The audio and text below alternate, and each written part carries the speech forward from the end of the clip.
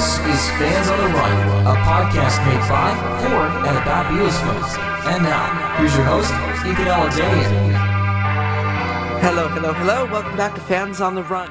At this point in time, hopefully somebody's favorite Beatles podcast. Hopefully. I'm optimistic there. Oh god, that's a bleak way to start the show. Again, I'm getting increasingly desperate to my audience here.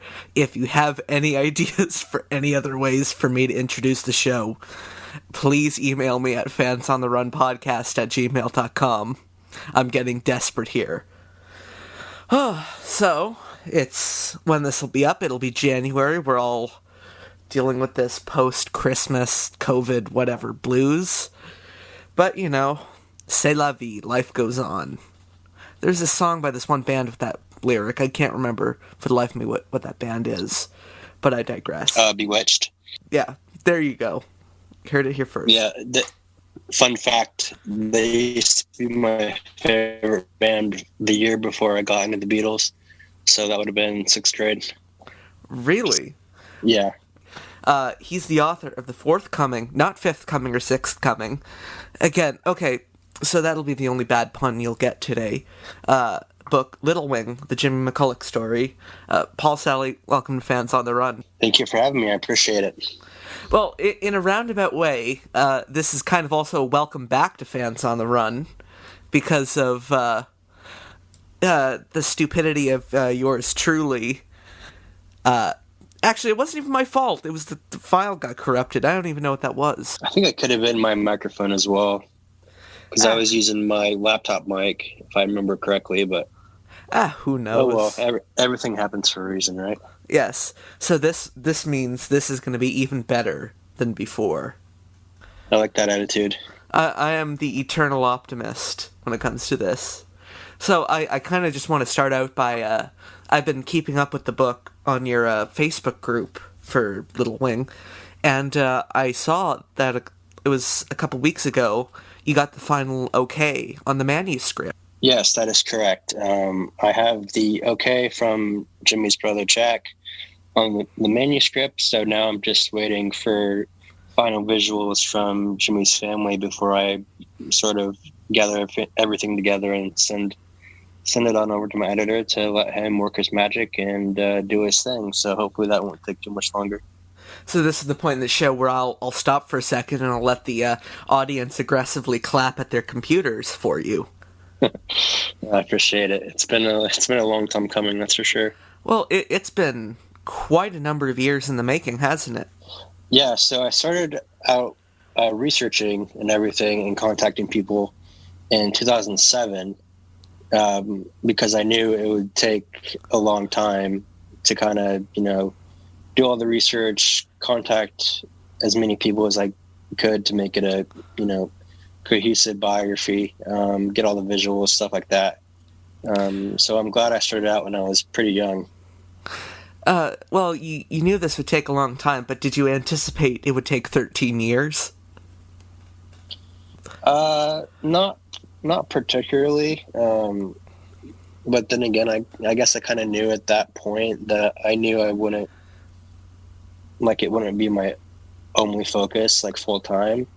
So I think if I would have focused on it 100% all those years ago, I probably would have been finished by now. But it's been a long and winding road, shall they say, and it's been well worth the journey, and it's worth the wait. So I'm excited for people to finally read it when it's out. I just want to clarify to the audience, when I say there will be no more puns, I meant on my end. Yeah, well, I like to throw in a good pun every now and then. Well, good puns make the world go round. So they say. No one says that, but I digress. Well, you know what they don't say? They don't say all puns must pass, so... You heard it here first. So, I tend to do this when it comes to the show. I want to ask you, kind of going right back to the beginning, how did you first discover this merry little band that we call the Beatles? Well, I think I was about the perfect age. I was around 13, so I would have been in 7th grade. and I had seen a commercial for the Beatles' One album on television, and I thought, oh, that band looks pretty cool. The songs sound good. I think I'll check out that album. So I ended up getting the album, and the rest, as they say, is history. Although a funny story now, looking back on it, a few years prior to that, I actually had a Beatles calendar, and being young at the time, I didn't really know who they were. But I think the front cover was like the Please Please Me album cover, and then you flip to like November, and it was the Magical Mystery Tour album cover. So I remember asking my mom, I was like, Mom, are those the same guys? And she's like, yes, they're the same guys. I'm like, whoa, it's pretty trippy. So you had a Beatles calendar before you knew who the Beatles were? Yes. And I'm sure, like, we listened to oldies growing up when I was a kid, so I'm sure I heard them back in the day, but my memory doesn't have any recollection of that. Besides listening to, like, Elvis and Gary Lewis and the Playboys and stuff like that, so. And so, if you saw this commercial on TV, that would have been 2000, 2001? December 2000. Yeah.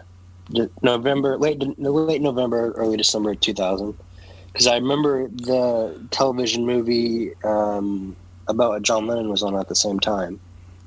Oh, is it that? What's it? In My Life? I think it was In His Life, the John Lennon story, which was really good. And a fun fact about that is the guy who played Pete Shotton was my tour guide when I went to Liverpool on the Magical Mystery Tour. Really? Yeah, so that was pretty cool. So how did it go from there once you got that one CD? How did your, love of the Beatles grow?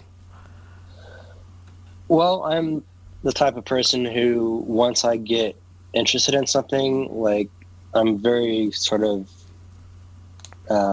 laser focused and on that specific thing. So, like, I'll want to learn everything I can about it. And so I listened constantly, researched, bought, like, all the books I could, researched online, all that fun stuff. So the Beatles were pretty much my life back then. I'm sure much to the annoyance of my classmates. Oh, you're preaching to the choir here. I know that feeling quite well. Yeah, it's always fun when you're known as that Beatles kid in school. That's exactly what I was known as. Yeah. It's been passed down a generation now. It's like Excalibur.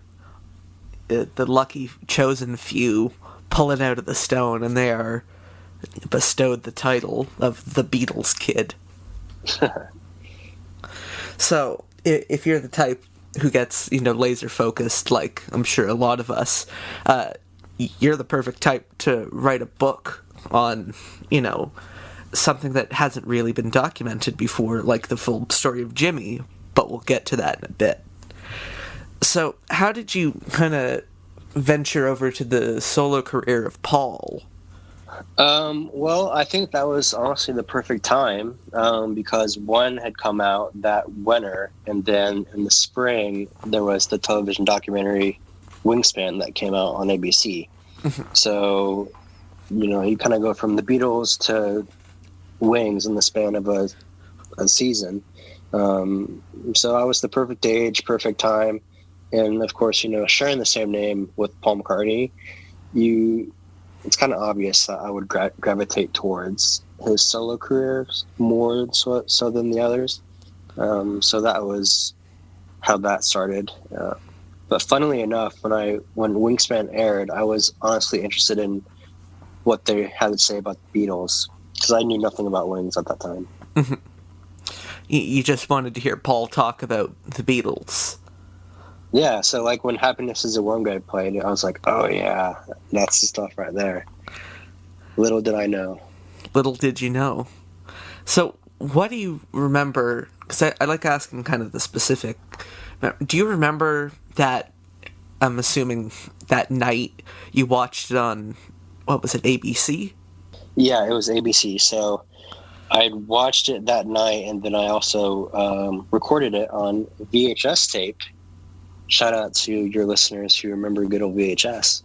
You know, people always talk to me about VHS like I wouldn't remember it. Like, I remember VHS. I'm not that young.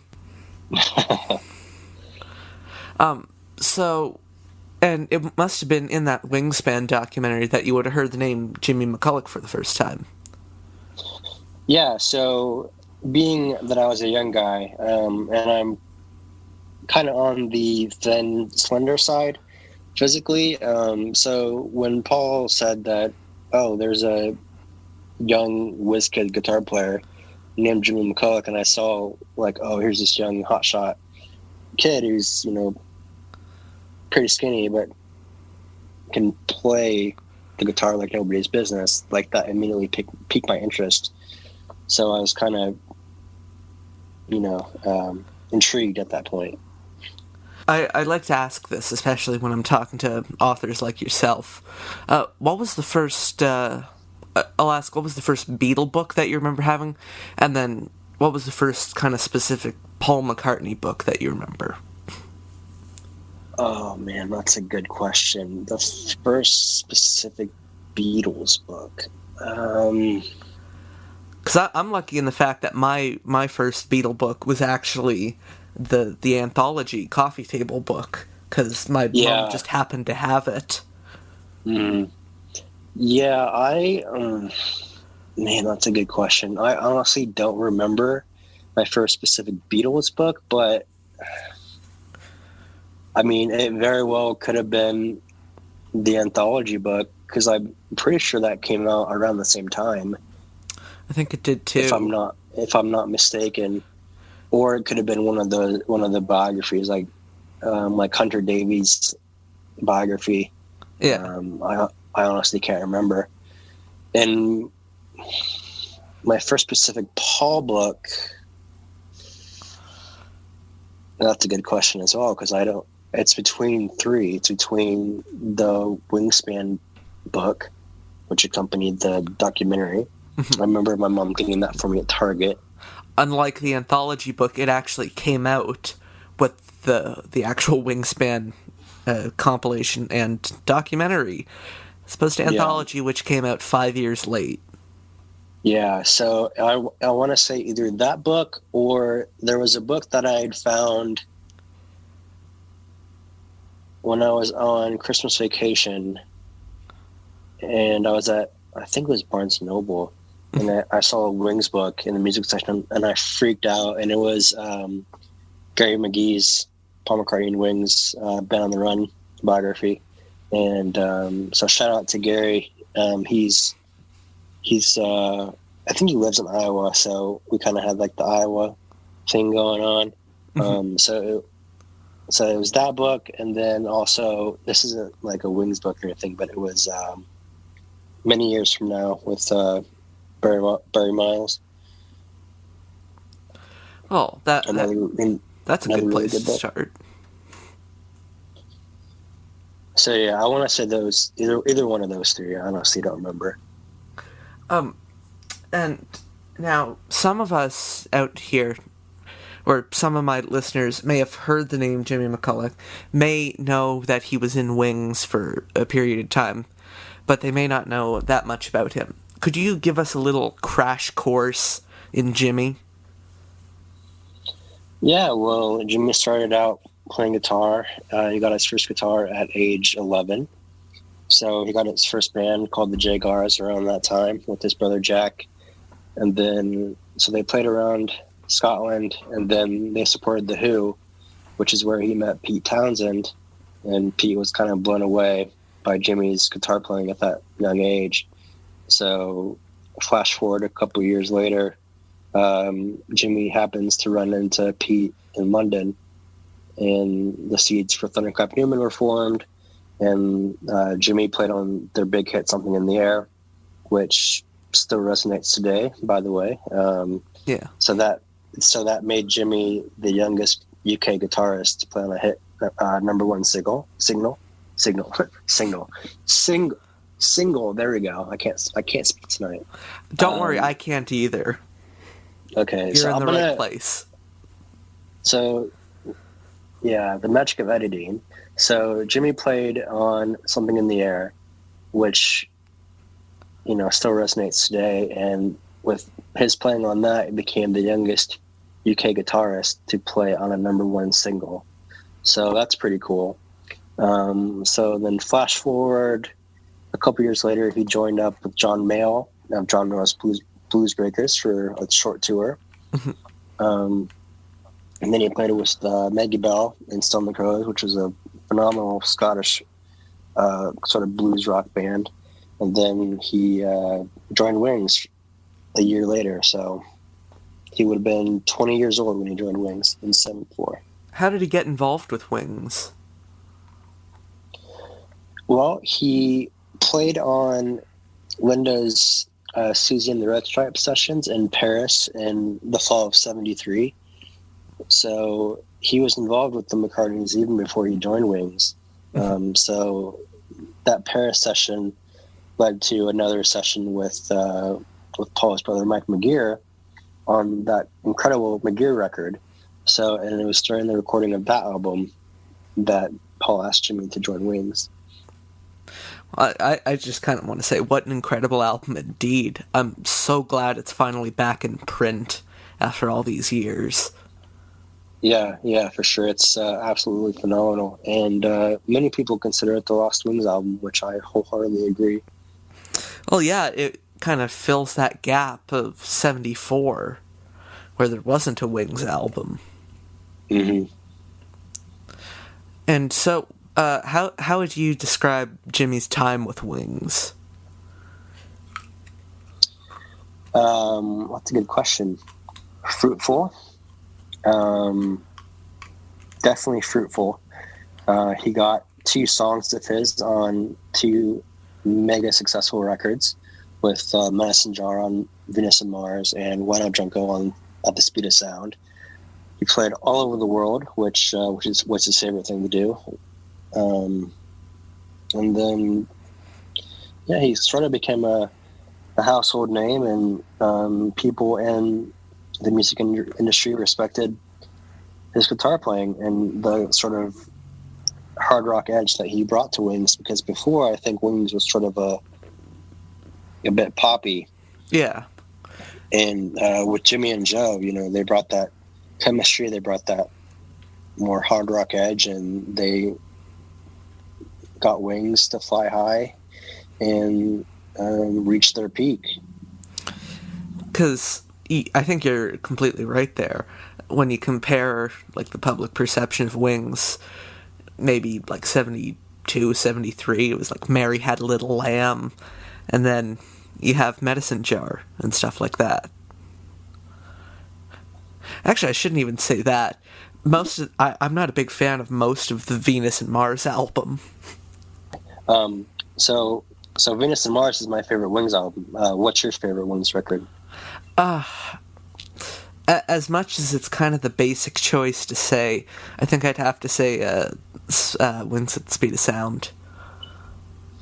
Or Band on the Run. Nice. Yeah, I thought you were going to say Wildlife or Rodeo Speedway. Oh, no, I'm not a sadist.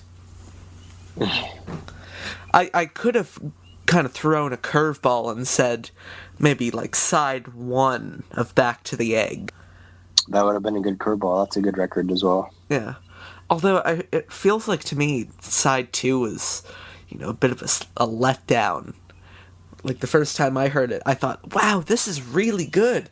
And then I flipped the record and it's like, okay, this is less good. And so I'll ask, because I kind of know the answer to this already.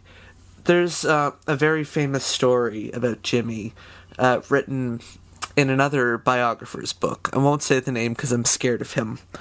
About Jimmy and a firearm. Could you elaborate on this story and say anything about its validity? Yeah, well, the trash book that you are referring to, yeah, that story is 100% false, and it's been believed for so many years.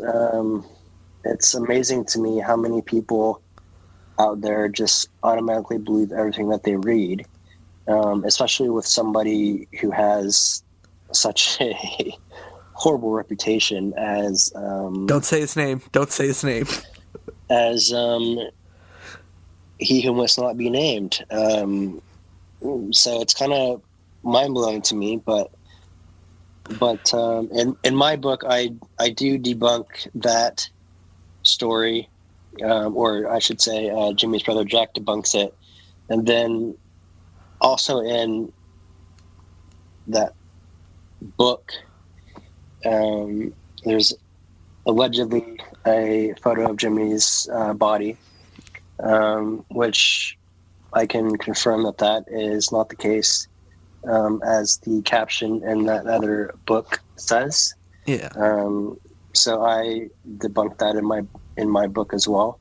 So it's unfortunate that both of those things have been believed by people for so many years, and it's going to be great to finally set the record straight on both of those issues and other rumors and myths surrounding Jimmy.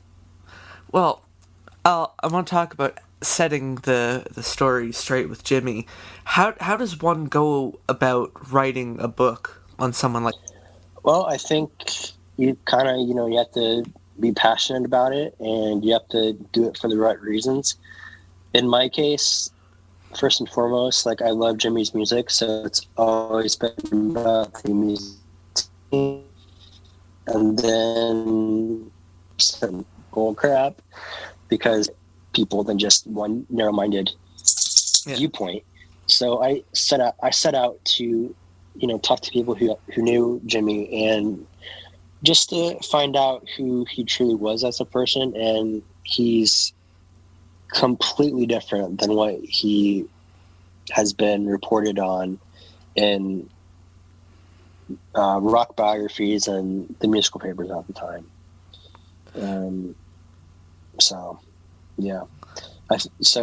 For me, just focusing on the music and showing people who Jimmy was as a person, and just highlighting the positive aspects of who he was.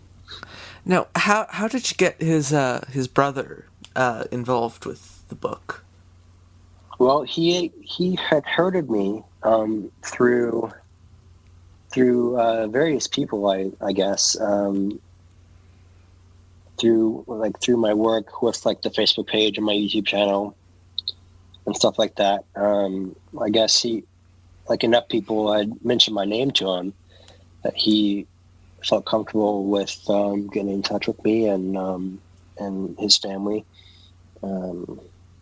So, I mean, again, it was me just being, being passionate and showing that I was in it for the right reasons, and not being an opportunistic idiot who tells lies for financial gain and writing sensationalist crap. Yeah. I want to get the true story of who Jimmy was out there. Now, because he deserves it, and his family and friends deserve it, and his fans deserve it. Now, is there anything that you learned from Jack that kind of blew your mind when you heard it, because you hadn't heard it anywhere else? Right. I mean, yeah. There's he's told me, I'm blown away by how rich and detailed the stories are, and he just sheds light on who his brother was, and his love of music, and he sets me straight when I get my facts wrong, or have questions on something. And I just appreciate him wanting to help me get it right. And for those who may not know, Jack and Jimmy were bandmates in a band called 1 in a Million, and I've been kind of itching to ask you about 1 in a Million because I've been digging their stuff lately. Did Jack tell you any good stories about them when they were still a group? Yeah, he told me a few good stories. So, like, he told me about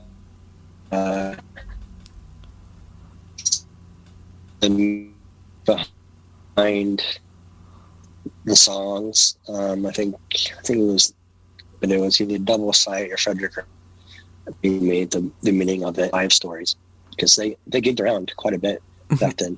Being young and trying to break into the music business. I think he said they did about 450 gigs the 3 years they were together. Really? Yeah. 400. Wow. Which is strange for thinking about it, because they only put out maybe a single or two, right? Yeah, they only put out 2 singles. Yeah. Well, one of those singles, if you haven't heard it, called Fredrik, Hermann, Hernando, it is one of my favorite songs of... It's probably my most listened to song of 2020, if I'm being frank. That's awesome. It is such a killer track. It kind of reminds me of some of the stuff that the Small Faces were doing around the same time, which is ironic, considering that Jimmy ended up leaving Wings to join the Small Faces. Yeah. The songs that the 1 in a Million did were kind of written in sort of like that Who, Pink Floyd type vein. So I'm just going over the manuscript now. So it was Double Sight that Jack told me the story behind. So yeah, there's some stuff in here. So actually, now that I mentioned the Small Faces, I want to ask you, could you tell me a little bit more about how Jimmy... There's one story about Jimmy and Steve Marriott calling up Paul McCartney and saying, "Oh, Jimmy's leading Wings and joining up with me and the Small Faces." There's Paul kicking Jimmy out of Wings. So I don't know. I think Jimmy sort of just got frustrated with being in Wings because they wouldn't allow him to stretch his wings, so to speak. And he was always good friends with Steve Marriott, so I think it was kind of an easy transition to join up with them and beef up their sound, their live sound. And it's a shame that his time in the Small Faces was so brief. Because he was in the Small Faces for like less than a year, and he only appeared on the second of their 2 reunion albums, I think. Yeah, 78 in the Shade. Yeah. I always get those two confused. 78 in the Shade and the other one, what's it, Playmates, I think. Yeah. So Jimmy was only in the band for 3 months, 3.5 months. 3.5 months. I thought it was longer than that. No, because he joined in early September, and then by January of 78, he had left. Wow. Why did he leave the Small Faces? It just wasn't like the work or the money that he had hoped for. Yeah. And so he just wanted to go off and do his own thing. You'd said that he was growing frustrated with Wings because he didn't really have much room to grow or shine, which is quite sad, but it's kind of to be expected as a part of Wings, because you're always going to be living in the shadow of Paul McCartney. Yeah. Yeah, but I mean, like, Jimmy was, an integral part of Wings, and he felt that he should get more, more say in his fair dues, as Jack says, for his contributions to Wings, and Paul didn't see it that way, so Jimmy up and left. And then Joe left shortly afterwards, so that was the end of Wings, as they say. That sounds like a bit of a reoccurring theme throughout the story of Wings. People feeling not exactly listened to. Yeah, I mean, at the same time, that's sort of not surprising when you're in a band with Paul McCartney. Yeah. But, I mean, at the same time, you do want to be taken seriously for your contributions and, being appreciated for your talent. And a lot of Wings members didn't feel that appreciation, so they just left. Now, except Denny Laine. There's a group that I saw that for some reason the name of it is escaping me. I'll turn this into a different question. I've named a couple of the groups that Jimmy was in. Are there any other ones of note that people should listen to if they haven't? Yeah, you should check out Jimmy's band called White Line. That was Jimmy and Jack and Dave during down periods in Wings. So asking that's sort of like a fun band, something sort of in whining, and then was Jimmy's song Too Many Miles. So definitely check out White Line. They did release a full record in 1994.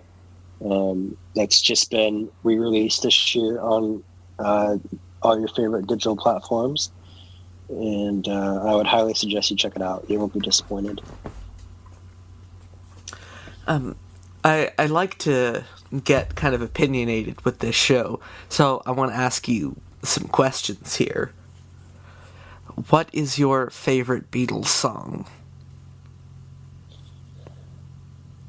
Oh, that's a good question. I think it depends on my mood, but my stock answer has always been A Day in the Life. Well, not a bad stock answer to have. Yeah, it's just one of those songs that sort of like gets into your soul and like makes you feel things. Just like John's vocal delivery and all the sound effects and stuff like that. It's just phenomenal. And the flip side to that question, as it is, oh god, now I'm making the bad puns. Okay, what is your least favorite Beatles song? I don't really count Revolution Number 9 as a song per se. Yeah, it's more of a kind of audio collage art piece thing. Yeah. I wouldn't say it's my least favorite, but I don't really care for it. That's Long and Winding Road. You know what? There's a couple songs and albums that come up on this show that I would say are the correct answer to the question, and you just said the correct answer to the least favorite Beatles song. So you win the prize. Nice. Prize to be determined. What is your favorite Beatles album? I would have to go with Revolver. Again, correct answer. And I mean, it's just perfection from start to finish. It is. It's not even debatable, too. No. Do you have a least favorite Beatles album? You know what? I actually don't. But I don't really listen to like the early stuff. as much as I do the mid to later stuff. So if I had to pick one, Beatles for Sale. Really? You're breaking my heart here, Paul. Well, you can't be right all the time. Yeah. Well, I can't be right all the time. Yeah. I was going to ask, what's your favorite Wings album? But then I realized it's probably going to be one of two answers. Yeah, it's, wait, Venus you already said Venus and Mars. Oh, wow, I'm an idiot. I did. Do you have a least favorite Wings album? I don't. I love them all. Even Wildlife. They're all, yeah, Wildlife is very charming in its own way. And you know what they say, beep bop is a bop. You heard it here first. Do you have a favorite Wings song? Besides Medicine Jar. Besides Medicine Jar and Why No Junko. Yes. I'd have to go with Letting Go. Okay, that's actually a really good choice. Now, if you want me to name, because that's still Jimmy era, so if you want me to name my favorite Wings song that's not from Jimmy's era, I'd have to go with either 1985 or Big Barn Bed. Okay, that's actually an answer I haven't heard yet on this show. And honorable mention goes to Get on the Right Thing. And I have a feeling you know where this is going. Do you have a least favorite Wings song? I don't, but if I can shout out both of our good friends, Tom and Andy from Two Legs. Never heard of them. I have to say that how could you not appreciate Loop, First Indian on the Moon? Paul's bass playing on that track is absolutely phenomenal. So that's all I have to say about that. And the good thing about you or being an expert on Jimmy, I can ask you about some other bands and some favorite tracks. What's your favorite Thunderclap Newman song? Accidents, the album version, which is 9 minutes long. I had written down a question, which I now realize is kind of stupid, because they only put out 2 singles, so like a total of 4 songs. What's your favorite 1 in a Million song? Well, see, they have more than 4 songs. I don't know if you have their CD that came out. I do not. A few years back. Definitely check that out. It's called Double Sight: The Complete 1 in a Million Recordings. Okay. So I mean, yeah, I'll go Double Sight and Fredrik Hernando because I can't really pick between those two. Do you have a favorite Small Faces song? See, I remember telling you this last time and you got mad at me, but Mad John. Okay, well, see, I've evolved as a person, Paul. Okay. It's still not my favorite, but I like it more than some of their early stuff. Like, it kind of receives an automatic pass because it was on Ogden's Nut Gone Flake. Yeah. Because there were some kind of stinkers on the first fucking Decca album. Speaking of the Small Faces, I did just watch a phenomenal Ronnie Lane documentary. Really? I think it was on YouTube. Was it that Passing Show, the BBC thing? It might have been. Let me check real quick. Because Ronnie Lane is another person with, just incredibly fascinating story. Yeah, his Rough Mixes album with Pete Townsend is phenomenal. Full circle here. With Pete. Yeah. So if you just type in Ronnie Lane documentary on YouTube, it's the first one. So it's the hour-long documentary that I watched. It doesn't have a name, it just says Ronnie Lane documentary. Remember, kids, we don't advocate piracy here. Unless you want to. In which case, I'm not going to be a narc.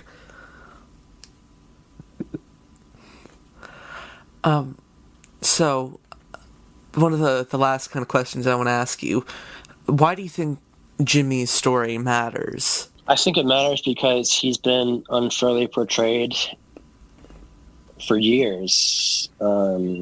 He's been portrayed as this talented guitar player who wrote ironic songs and then passed away at a young age, which is